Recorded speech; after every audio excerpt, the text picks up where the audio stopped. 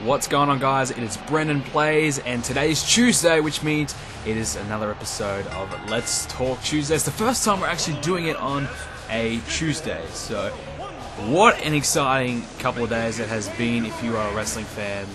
And today I will probably touch on most of Wrestlemania, but I want to focus on the streak. The biggest moment, arguably, in the history of wrestling happened at Wrestlemania. The Undertaker's 21-0 streak has come to an end to Brock Lesnar. Now, nobody in the world ever predicted that he would lose. Nobody would ever think that The Undertaker would lose to Brock Lesnar, of all people. I certainly didn't, and I think you would probably laugh your ass off if you had seen the reaction I had on my face. You know, you saw the people in the front row with their mouths wide open going, oh my god, stunned. That was me. I was shocked. I was lost for words. I couldn't comprehend it. It took me a while to comprehend it. In the rest of the show, I was kind of out of it. I still could not believe it. I was in disbelief. But WrestleMania as a whole, I'll touch on that, was a great show. I loved it. I think it's probably about a 9.5 out of 10. I really enjoyed it. Thought it was fantastic. Best WrestleMania I've seen live. Of course, I mean live as in, you know, watching it live. Probably, maybe even the best WrestleMania I've seen. The start of it was unbelievable, seeing those three legends, and then we had some solid matches all throughout the card, so I thought it was a fantastic show. But probably one of the worst big matches in the show was the Undertaker versus Brock Lesnar match. Now, this match, it was okay, but it wasn't really memorable. It wasn't a great one, and you could tell the Undertaker was struggling. You could tell that he was just about done. It was very difficult to watch. He almost broke his neck at the start of the match. I saw that straight away. I'm like, holy shit, that was very close. He's suffered a severe concussion as well. So, was it the right decision to end the streak? Now, I'm not against or opposed of ending the streak. I was probably one of the people that was an advocate for ending it and putting over a younger, upcoming guy and making him the ultimate heel for life. I thought that would be the way to go. Who that would be, I'm not sure. Maybe Bray Wyatt would probably be one of the key standout candidates. Of course, you could use the streak to turn John Cena a fully fledged heel as well.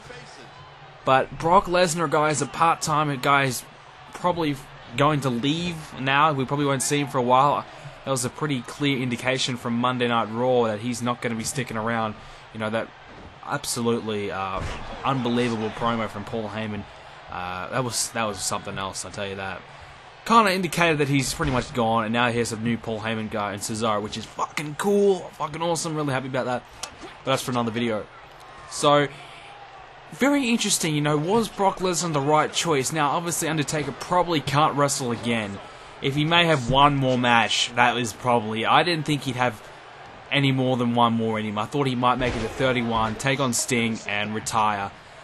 And I thought he was going to retire with the streak. I was thinking, you know, if it's Lesnar this year, Sting next year, he's not going to lose to any of those. So, I'm very shocked that he actually lost. And was it the right decision?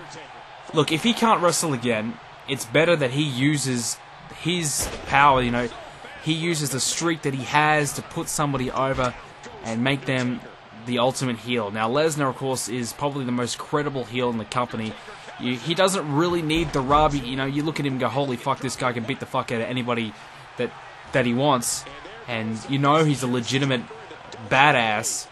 Whereas, you know, you could use it on someone else and, you know, really elevate them. But the thing is, can you really trust someone? Think about what happened last year. CM Punk versus The Undertaker. Everybody thought Undertaker would perhaps lose the streak. I actually thought there was a pretty decent chance that CM Punk would win. Of course, he didn't. But think about it now. CM Punk beats the streak and he walks out at the same time. He's not in the company anymore at the same time the next year. Then the streak would be pretty much useless. You know, all that, the match, you know, the 21 years of build-up to put someone over would be absolutely useless. So Brock Lesnar isn't going to hang around for long. He's a part-timer. His contract's coming up in, I think, a year or so. If he re-signs, that'll be fantastic. So I'm not sure if it's going to be worth it in the long run, but if you can't go one more and you can't go another WrestleMania to take on Cena or anyone else that they build up, then it's best that he loses it while he still can, because the question mark is still there. Can he wrestle another match? And do we want to see him wrestle another match? I think his match this year was pretty crappy. It was not fantastic. It was not memorable. It was pretty poor. The finish of it was exciting. It was obviously very exciting and thrilling, but you kind of coming into it, it was such a poor build-up, as I touched on my prediction videos on my other channel. The build-up towards it was so poor. It's just difficult to get into it like other years. But the match itself didn't really help it. You thought, okay, the build-up's going to be shitty, but the match itself was going to kick ass, and it didn't. But, luckily there was still a talking point from it that The Undertaker lost. Otherwise, it would go down probably one of the worst streak matches in a long time. But hey, Undertaker losing, he is probably done. Lesnar is now even more hated. I think Lesnar was, he was loved by most because they just respect and, like the fact that he can kick anyone's ass. But now they kind of have a legitimate reason not to like the guy. Now that he has ruined perhaps the biggest accomplishment ever in the business. It's disappointing to see the streak go. It was something that was so memorable and has brought a lot of joy and fantastic matches from it.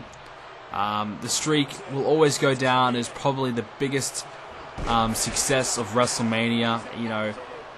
It has always been the biggest selling point of WrestleMania for the past 5, 6, 7 years. The true main event has been the Undertaker matches. It certainly was last year, in my opinion. Maybe not 28, because, you had The Rock and Cena, but, 27 certainly was. There was a lot of big matches that you're looking forward to. Certainly 26 and 25, with the Shawn Michaels matches.